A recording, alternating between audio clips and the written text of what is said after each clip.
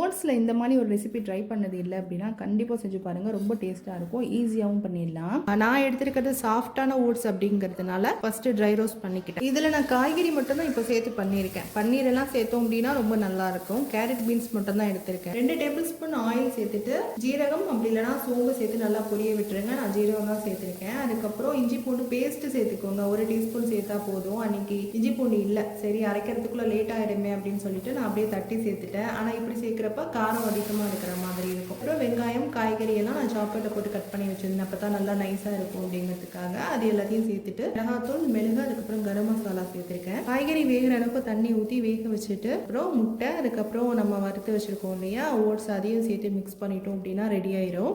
Oats வந்து கொஞ்சம் வேகாத மாதிரி இருந்துச்சுன்னா லைட்டாக தண்ணி தெளித்து விட்டுக்கோங்க. அதிகமாக சேர்த்துட்டிங்கன்னா கொல கொலன்னு ஆயிரும். இதை காலையில் டிஃபனுக்கும் சாப்பிட்லாம், நைட்டுக்கும் கூட சாப்பிட்லாம். ரொம்ப லைட்டாக இருக்கும் சாப்பிட்றப்ப. கண்டிப்பாக ட்ரை பண்ணி பாருங்கள்.